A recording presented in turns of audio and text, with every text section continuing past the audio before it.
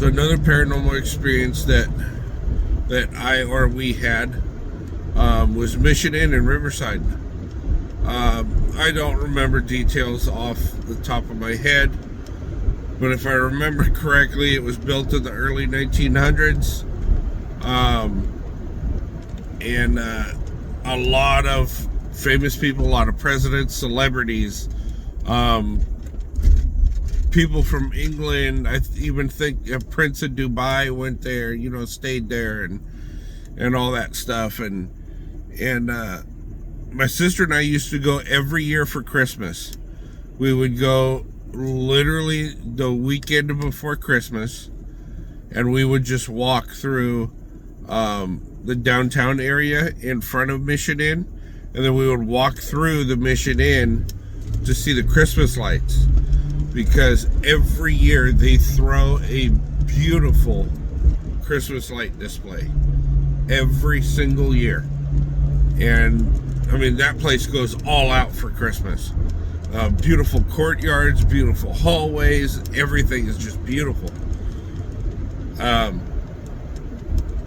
But there's times that we've gone, not around Christmas, and every time I have gone there, I have seen something, I have experienced something.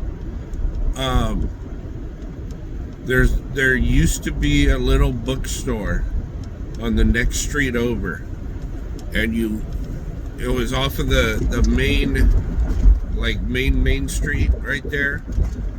But it was, you walked, I can't remember the name of the bookstore. I'll put it in the description. But if it's still there, I don't know if it's still there anymore. My sister and I used to go in this bookstore all the time. And so it was in a building that was built in like the 1900s. And it had all wood floors, and all the shelves were wood, and the wood floors were original to the building. The door that you walk through was the original to the building. And the lady was so nice in there, and she would tell you all about the building, all about the books, and all this stuff. They had really, really, really old books, and they had, new books too. But every time we would go in there, I would see something in there, whether it be, there was a woman that was wearing a black dress that would be over there in the corner, in the one back corner, all the time. And took me about 3 times going there to not almost shit myself coming around the corner seeing her.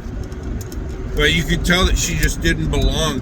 She was a solid, real-looking human, real-looking apparition. Like, she looked solid, and she looked,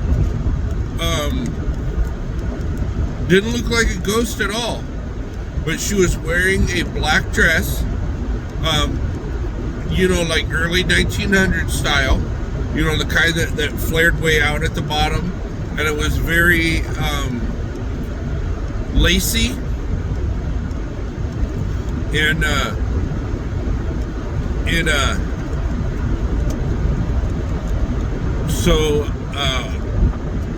and she always looked like she was in mourning, and she had one of those veils across her face, one of those black veils, and it always looked like she was mourning, like she was always looking down. And the last couple times we were there, she was actually crying. You could see tears through the veil streaming down her face. Like, I got that close to her. But you would get close to her, close enough to reach out, and she would disappear. And I was talking to the lady about it that owned the bookstore, And she was saying that that used to be a viewing parlor. So on the opposite corner, on the same side but opposite corner of the building, was a, what do I want to say? I don't want to say a caretaker, but the guy that took care of bodies after they died. It wasn't a mortician back then, but that's what it is now.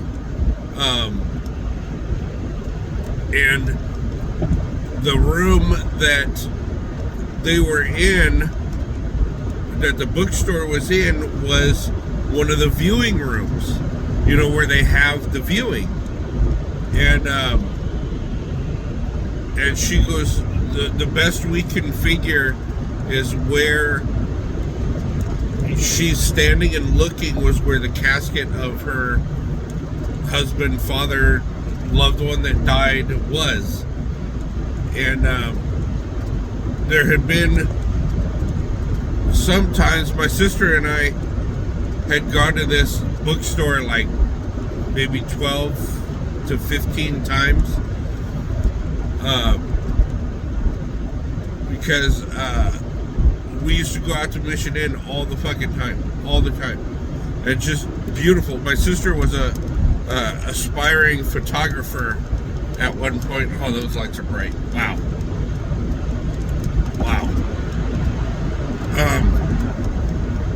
She was an aspiring photographer at one point and had like a $2,500 Sony DSLR camera. And we would go and take pictures, and I would go with her, just so she wouldn't get mugged, you know, carrying this big camera bag and this big camera around. And she used to get really beautiful pictures of the mission. In fact, she got several pictures of apparitions, and a couple of them were like Spanish fighters, like, you know, dressed up in Spanish like military gear. She caught a couple pictures of like 1930s, 1940s celebrities. She caught a picture of a president. I don't remember what president. You'll have to forgive me.